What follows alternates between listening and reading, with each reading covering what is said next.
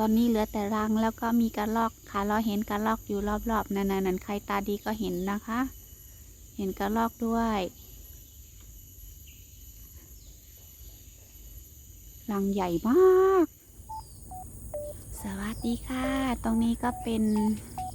ทางเข้าป่านะคะ แต่ก็ยังอยู่ด้านนอกอยู่นะคะฟ้าสวยสดใสยามเช้า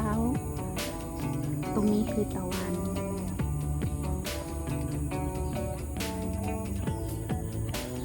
ยังมีเสียงนกอยู่เรื่อยๆค่ะ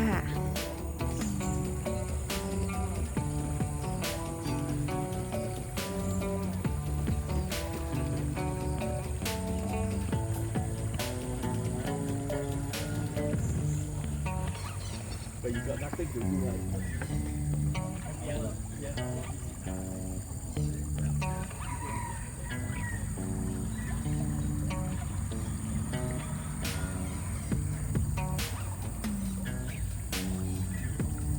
มาถึง3 แยกอีกที่แล้วค่ะข้างในนี่จะมีกระรอกเยอะแต่มาถึงตรงนี้เห็นน้ำใสๆเห็นปลาขาวน้อยเยอะแต่เยอะมากเมื่อกี้ปลาช่อนไม่รู้กินปลาน้อยถ่ายไม่ทันน้ำใสมากวันนี้เดี๋ยวถ้าฝนตกมาน้ำก็จะขุ่นฟ้าเริ่มมืดมาแล้วค่ะเดี๋ยวค่ะเราจะเดินดูรอบนึงว่าจะเจออะไรไหมค่ะเราเตรียมพร้อมมานะคะมีเสื้อกันฝนแล้วก็ร่มแล้วก็หมวกกันน้ำ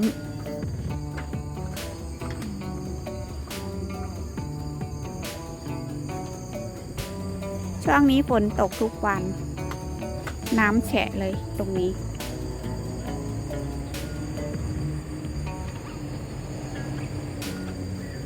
ใกล้ถนนได้ยินเสียงรถนี่ทางเมื่อก่อนค่ะเราเคยมาแต่ทางนี้เดินไม่ได้นะเพราะว่ามีฝนตกน้ำหลากเต็มเลยช่วงนี้ตอนนี้ฝนไม่ตกนะคะเลยเดินข้ามได้ค่ะเราชอบเดินทางนี้เดี๋ยวค่ะเราจะเดินข้ามไปก่อนนะคะหอยทากหนีน้ำเกาะอยู่บนใบไม้นู้นตัวเล็กนะคะตัวนี้ตัวเล็กกว่านิ้วโป้งตอนนี้ไม่มีใครอยู่กับคาร์ลนะคะ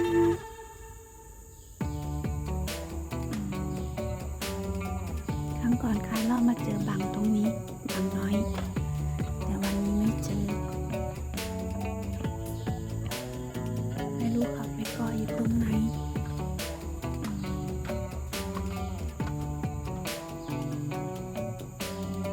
ไม่รู้รังนั้นจะยังอยู่ไหมเนาะ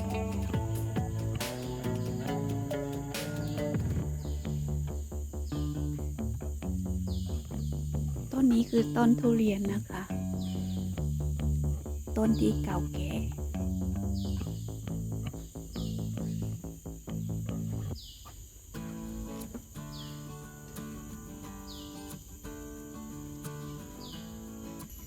รังผึ้งยังอยู่นะคะแต่ไม่มีผึ้งแล้วค่ะ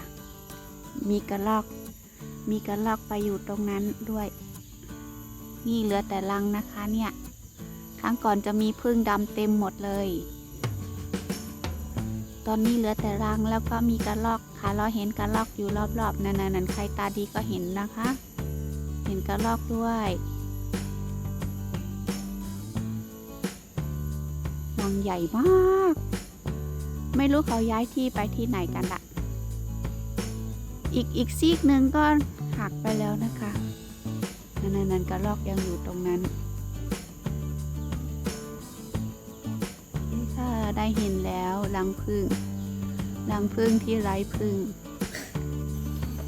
ทางนี้ก็มีอีกสะพานหนึ่งนะคะแล้วก็มาใกล้ๆที่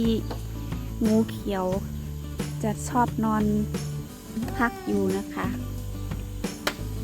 แต่ไม่รู้วันนี้จะได้เจอไหมถึงน้ำตกน้อยแล้วงูเขียวลายดำๆท้องสีเหลืองไม่รู้งูอะไรน้ำตกน้อย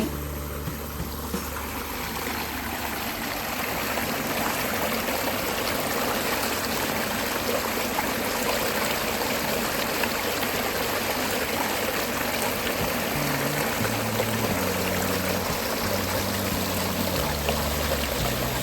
เห็นแบบนี้คิดถึงบ้านสมัยคาเลาะยามเด็กสนุกค่ะแล้วก็มีนะคะลำธารแบบนี้ที่บ้านของคาเลาะ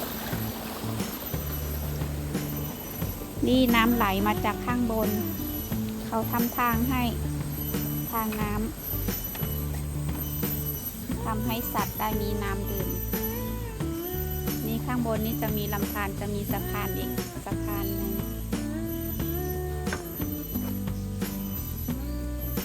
ตาก็ต้องดูบนต้นไม้ด้วยนะคะ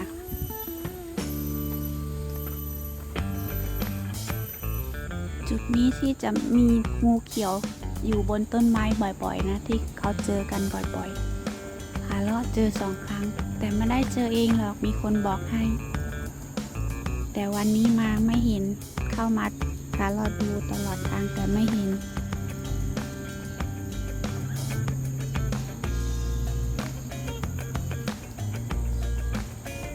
แอบส่อง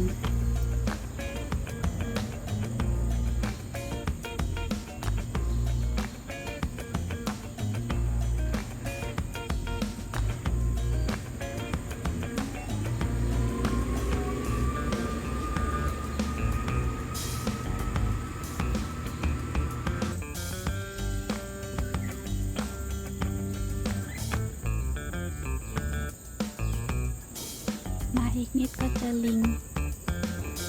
แต่คงจะพากันย้ายที่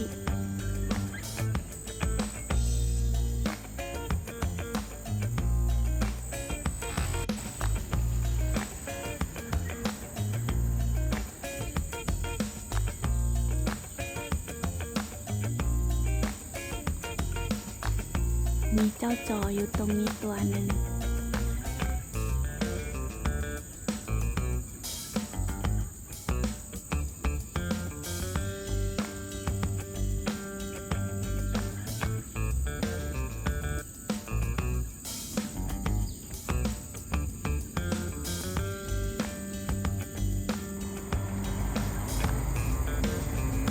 เจ้าถอยทากหาที่นอนเอ้ามดก็เข้ากล้อง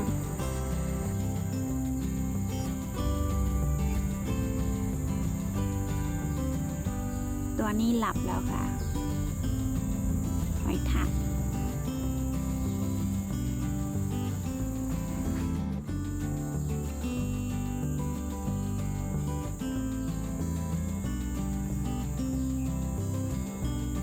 กระรอกน้อย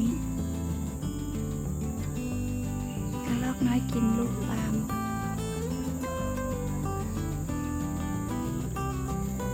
เจ้าจอนั่งอยู่บนต้นมะพร้าวนี้หลายตัวเลยตรงนี้ตัวหนึ่งเห็นแต่หางเขาลงจากเขามาแล้วนะเนี่ย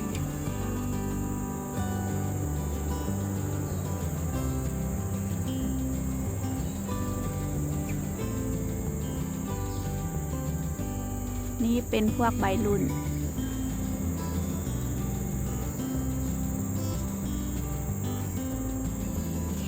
ค่ะคลิปนี้ค่ะเราก็จบแค่นี้ก่อนนะคะเดี๋ยวค่ะเราจะขึ้นไปป่าค่ะแล้วก็ไปอีกที่หนึ่งที่มีลิงเยอะๆค่ะเราจะขึ้นไปดูว่าจะมีตรงนั้นไหมเดี๋ยวค่ะเราจะไปหากิ้งกือด้วย